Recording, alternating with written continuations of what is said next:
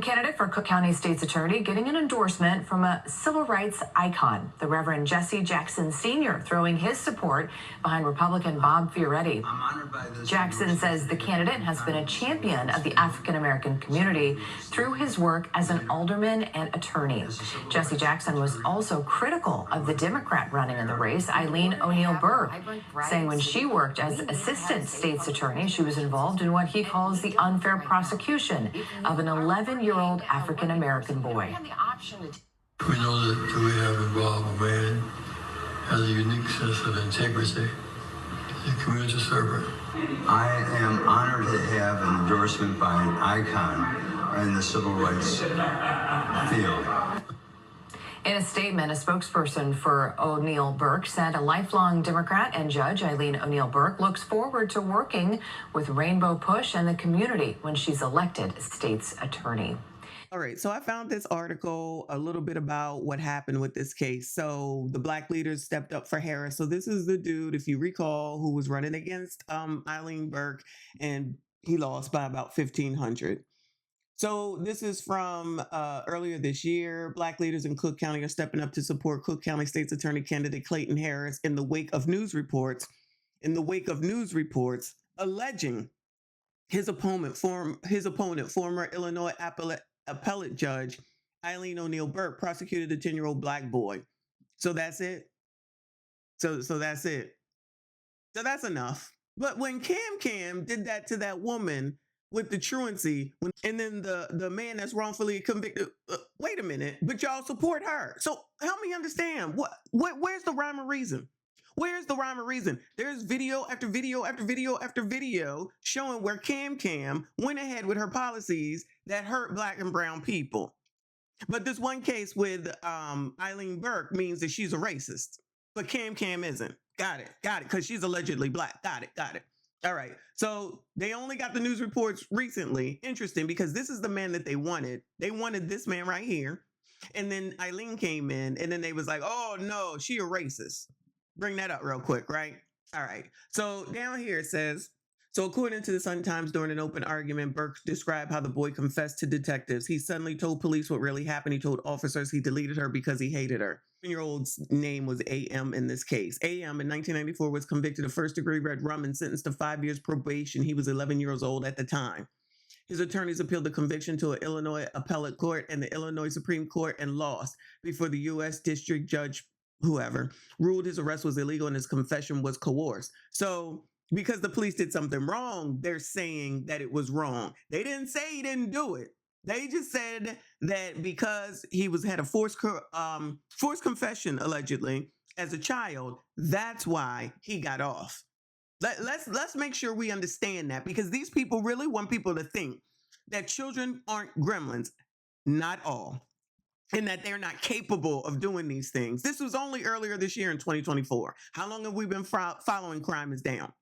According to the Sun-Times, Burke in 1999 magazine said Officer Cassidy is the nicest, slightest man. That's why they have him interview kids. So Burke said in 1999, Officer Cassidy, who is the man that interviews kids in these cases, is the nicest, slightest man. That's why they have him interview kids. It didn't say that she hired him. It didn't say that she was working with him, like under the table or anything. It just says the man is nice and he's the one that interviews the kids. So don't be mad at the person that hired the man, even though you really can't do that either. But let's not bring that person into it. We're going to call her racist because she said that this man was nice at the time in 1999. During the interview with radio host Perry Small, Burke defended her candidacy for Cook County State's Attorney, but she raised more questions when she called AM, which again is the 11-year-old, a witness who saw a man enter and leave Gilvis's apartment. Burke said the man was extradited in question, but he had an alibi and he had no connection to the victim. So they went to the kid and said, if you made it up, meaning the story, tell us you made it up. He was not there as a suspect. He was there as a witness, and then he blurted out, I deleted her. Then he gave this whole statement. So this is the information that she had to work off of. They were able to get someone to say that you can move forward with it, and that's what she did. People act like she was out there herself, gathering evidence, interviewing the boy, out here saying that, yeah, he did it. She was prosecuting the damn case.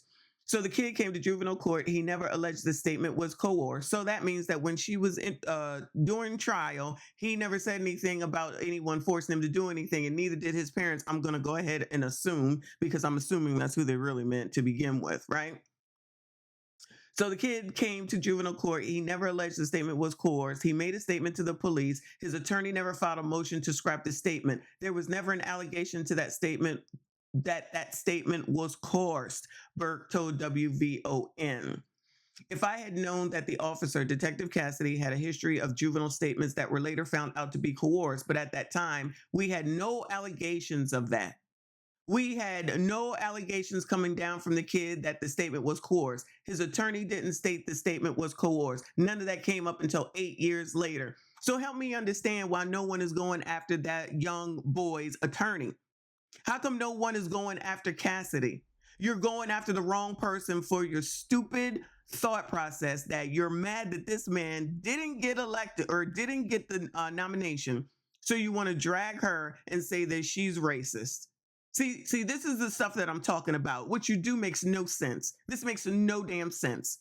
And just because your person didn't win, you ready and willing to burn down everything because you mad. That's what happens in all those situations where allegedly people are protesting, then it turns into a big to-do, and then all of the ruination of your own daggone neighborhoods, and then you say it's white supremacy, discrimination, and racism when it's really you at the end of the daggone day. Ready on the job. We are seeing a mass shooting almost every weekend. We're starting to become immune to those numbers. Then on Monday morning, we see 25 people shot, 30 people shot, 40 people shot, and it's not shocking us anymore. I don't want to live in a city like that. I don't think anybody wants to live in a city like that. To combat gun violence, O'Neill Burke says she'll strictly enforce Illinois' ban on assault-style weapons. We will seek detention on each and every assault weapon. This city is flooded. The entire county is flooded with guns right now, and they're not any kind of guns. They're guns that have been equipped with a switch and an extended magazine. Admitting it's a challenge to prosecute minors involved in carjackings and robberies, Burke is proposing a massive new youth outreach effort through the office. So I've had 4 children, and I will tell you this, Devon, children do not do well with unstructured time. They just don't, because what we're doing right now is just wash, rinse, repeat, and waiting for them to get old enough for the adult system. Wow, I can't believe she's, first of all, stop using my phrases. But second of all, wow, so someone else sees it the same way that I do. And when you listen to that woman, you don't think that that's the person that you should be looking into for making sure that she gets elected. No, she racist now, child. Because of one case that she got the information on and her job was to prosecute, and that's what the hell it is that she did. Forget the fact that the person that allegedly coerced the kid, forget them. Forget the daggone attorney who didn't do anything, forget them. Forget the parents who didn't do anything. Forget them. Blame her because you're mad because the black man didn't get the daggone nomination. So now you're going to trot out old ass Jesse Jackson, even though you got a problem with Biden being old, you got a problem with Trump being old, but trot out old ass Jesse ass Jackson and say, hey, go ahead and make sure you get Bob Fioretti to do it because he's not racist today, because I guess today he's not, because one day he's a Republican, next day he's a Democrat, next day he's a Republican, next day he's a Democrat, and he's been associated to Big Tiff. All right, I haven't looked into it. This is just what I heard, but let's go ahead and go with him because he's so squeaky clean. Y'all do this shit to yourselves. So, October surprise, Reverend Jesse Jackson Sr. endorses Fioretti as Eileen Burke faces racism allegations. But of course she does. Why would she not? Come on now, she a white lady. She has to be a racist. When the Republican candidate is extraordinary and the choice is crystal clear, we back the Republican, especially if his name is Bob Fioretti, child. So, October surprise, allegations of racism. This morning, legendary civil rights icon Reverend Jesse Jackson Sr. dropped a bombshell on the Cook County State's Attorney's race and endorsed Bob Fioretti for Cook County State's Attorney. Scores of Black elected Democrats, such as Cook County Board President Tony Preckwinkle, former Senator Carol Mosley Braun, Congressman Robin Kelly, and dozens of others came out against Eileen Burke in the heated Democratic primary against Clayton Harris. Those dozens of Black elected Democrats made serious allegations and implication that Eileen Burke is racist and that her racism has persisted throughout her career.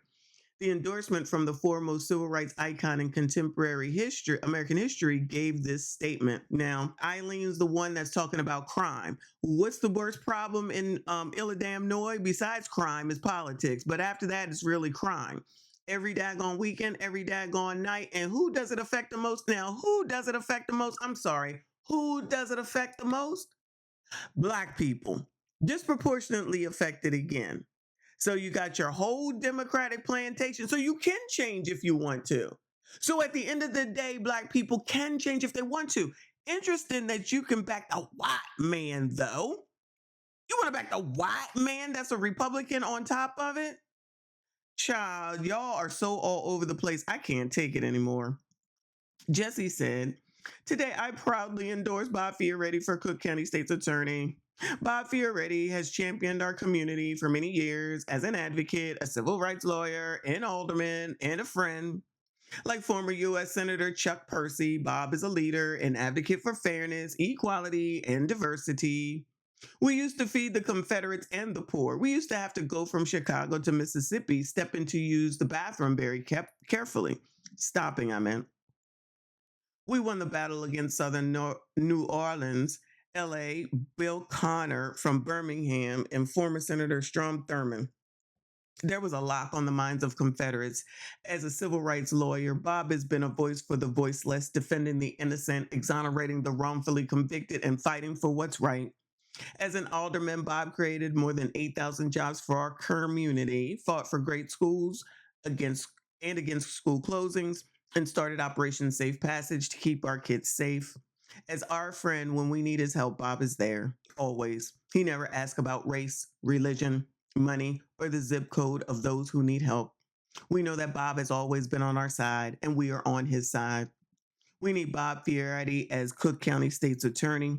This is not about party labels. This is about electing our community's best state's attorney who will temper justice with mercy. It is not the first time I have endorsed a Republican. It may not be the last. When the Republican candidate is extraordinary and the choice is crystal clear, we back the Republican, especially if his name is Bob Fioretti. The difference in the civil rights records of Bob and his opponent couldn't be more clear. The woman who is also running for state's attorney prosecuted an 11-year-old child. When she was a prosecutor, she railroaded an 11-year-old African-American boy with a coerced confession she knew or should have known was false. During the trial, she called this innocent child a whole new breed of criminal. To our community, this racist statement is disqualifying. So I'm going to pause there for a second. I'm going to just pause there for a second. An 11-year-old would come out and do something wrong to someone else. Now, they're going to say it was railroad, and I don't know. They're going to say that just because she said a whole new breed of criminal, when we see exactly what's going on in the community right now, specifically in Chicago, and say this and try to say that that's racism. Why is it that you coloreds cannot acknowledge the fact that we have a problem? And that's why nothing will ever change, because too many of you plantation folks, yeah, I'm calling names today, will not acknowledge what the actual problems are. And you think that just because you want to call it racism because the person happens to be white is where you win the argument. Just say that this is actually true. Just say that it's actually true. So because she said a whole new breed of criminal, that makes her racist. That makes her racist. We have children as young as 6 out on the streets deleting people. She was being nice at the age of damn 11. She was being nice. So y'all really gonna go off of this racism thing with regard to everything, get your own selves in trouble, continue to stay in the same spot, wash, rinse, repeat. That's why I don't have time for the foolishness. That's why I don't have time for the foolishness. You will not open your eyes to a GD thing. You will not change your thought process to a GD thing. You got Jesse Jackson coming out here. Jesse Jackson can barely put a damn sentence together. And y'all gonna sit up here and listen to this man. But then you're gonna talk about Joe Dan Biden, how old he is. Then you're gonna turn around and talk about Trump, how old he is. But child, Jesse, bleh. And he most certainly for the black people. You know that same Jesse Jackson that was taking money from Donald damn Trump, the other racist that y'all said is racist, that you can't stand, that you can't vote for, that ain't gonna do nothing for you, that ain't never done nothing for you, he ain't ish. But you want to take Cam, who ain't black, allegedly, and you want to put everything that you have behind that daggone woman, more so for symbolism than anything, so that you can say, yes, we got a woman. Yes, we got a black. Yes, we got a child. What is she? Indian child? I don't know what the hell it is. Whatever she is. So you basically will get the trifecta so that you can brag and say, yeah, we did it. And then you're still going to go home to the same crap that was the way it was a week before if she gets elected, and you still be living the same way, and you still be having the same issues, and you still gonna have the same problems, and you still gonna have the same violence, and you still gonna have the same relationships, you still gonna have the same issues, you still gonna be at the same economic path that you were on to begin with. I know you think that Cam about to give you a bunch of money, which I'm a little bit confused about. Why are you looking for money from Cam, but then you downing people who you allegedly think are voting for Trump for $1,200, $1,600. Oh, I guess when the dollar amount is enough, then it's okay to say, it's okay, we're going to vote for you because we're going to get some money. Child, this is where your problems lie. I know you don't like to hear it, but I'm going to say it in a daggone way. Your life ain't gonna change, whether it's Cam or whether it's daggone Donald Trump. Because until you decide that you're going to change your life and change how you think and change how you look at things and open your mind to hear an opinion other than the one you've heard your whole damn life, you will be in the same daggone place. You will be stuck where you are. You will have the same daggone issues, and we will still sit here and talk and judge and say you're a daggone fool. That's it. That's all. Like this daggone video. Make sure you comment, subscribe if you are new. I'll see you all in the next one. We do not care.